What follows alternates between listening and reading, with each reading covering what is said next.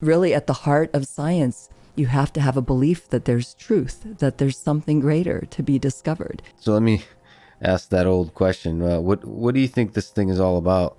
It's life on Earth? And as I learned about that, I changed my viewpoint gradually from an atheist to an agnostic to a theist to somebody who actually believed that the historical Jesus and the New Testaments, what's written about him, was true. Welcome.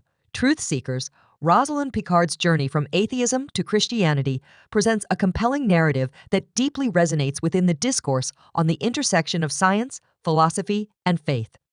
Let's just lend her an ear, then we'll share our views later on the video.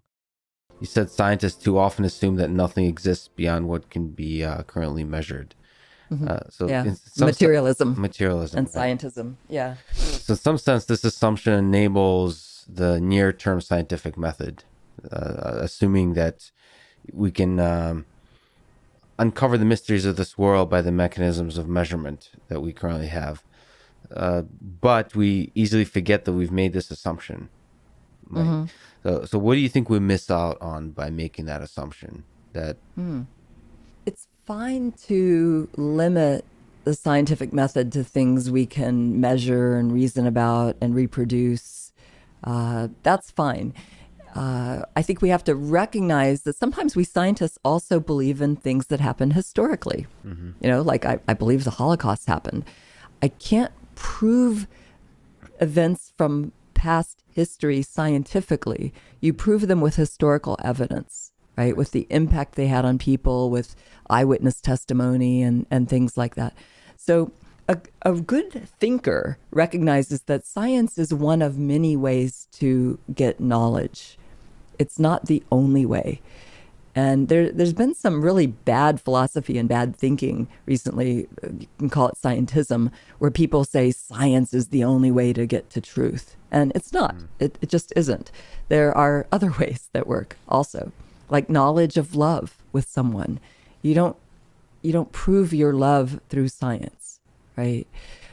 So history, philosophy, love, a lot of other things in life show us that there's more ways to gain knowledge and truth, if you're willing to believe there is such a thing, and I believe there is, than science. I am a scientist, however, and in my science, I do limit my science to the things that the scientific method can do. But I recognize that it's myopic to say that that's all there is. Right. There's, just like you listed, there's all the why questions. And really, we know, if we're being honest with ourselves, the percent of what we really know is basically zero relative to the full mystery of the measure theory, the set of measure zero. If I have a finite amount of knowledge, which I do. So you said that you believe in truth. So let me ask that old question. What do you think this thing is all about? It's life on Earth? Life, the universe, and everything. I can't, what's the meaning? Quote Douglas Adams, 42. It's my favorite number. By the way, that's 40... my street address. My husband and I guessed the exact same number for our house. We got to pick it. Okay, and there's a reason we picked 42. Yeah. So is it just 42, or do you have other words that you can put around it? Well, I think there's a grand adventure, and I think this life is a part of it. I think there's a lot more to it than meets the eye and the heart and the mind and the soul here. I think we see but through a glass dimly in this life. We see only a part of all there is to know. If people haven't read the Bible, they should, if they consider themselves educated. And you could read Proverbs and find tremendous wisdom in there that cannot be scientifically proven, but when you read it, there's something in you, like a musician knows when the instrument's played right and it's beautiful. There's something in you that comes alive and knows that there's a truth there, that it's like your strings are being plucked by the master instead of by me, right? Playing when I pluck it, but probably when you play, it sounds spectacular, right? And when you encounter those truths, there's something in you that sings and knows that there is more than what I can prove mathematically or program a computer to do. don't get me wrong, the math is gorgeous. The computer programming can be brilliant. It's inspiring, right? We want to do more. None of this squashes my desire to do science or to get knowledge through science. I'm not dissing the science at all. I grow even more in awe of what the science can do because I'm more in awe of all there is we don't know.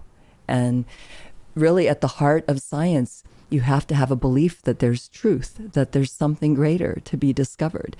And some scientists may not want to use the faith word, but it's faith that drives us to do science. It's faith that there is truth, that there's something to know that we don't know, that it's worth knowing, that it's worth working hard, and that there is meaning, that there is such a thing as meaning, which, by the way, science can't prove either.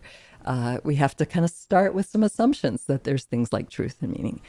And these are really questions philosophers own, right? This is their space, philosophers and theologians at some level. So these are things science, when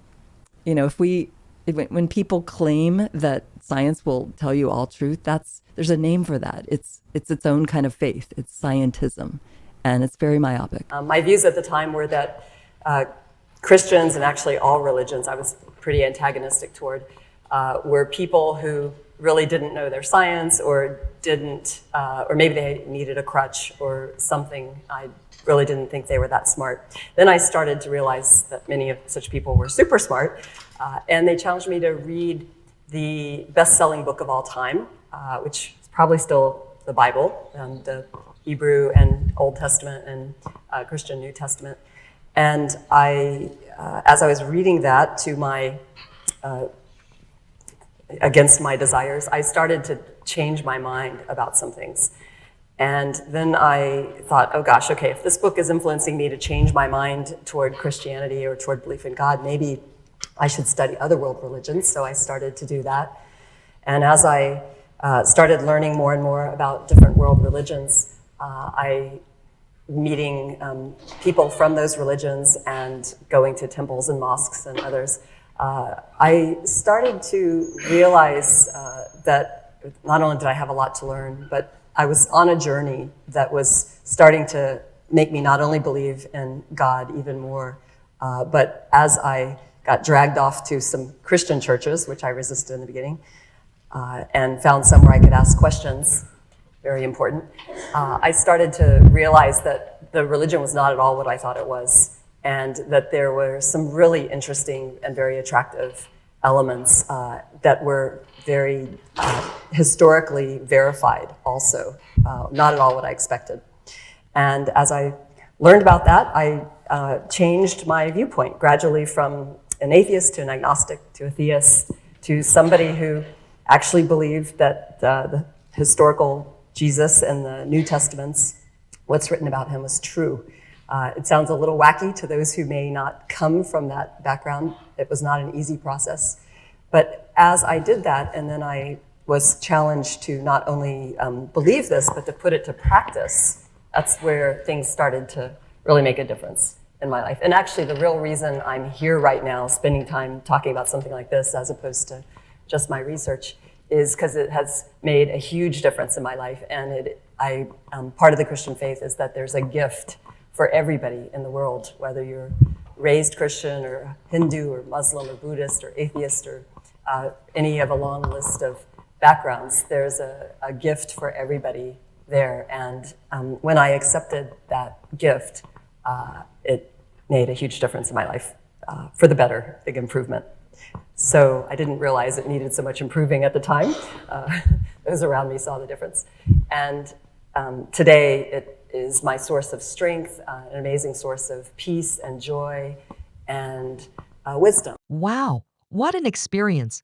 Rosalind Picard's journey from atheism to Christianity is a testament to the profound interplay between faith, science, and personal discovery.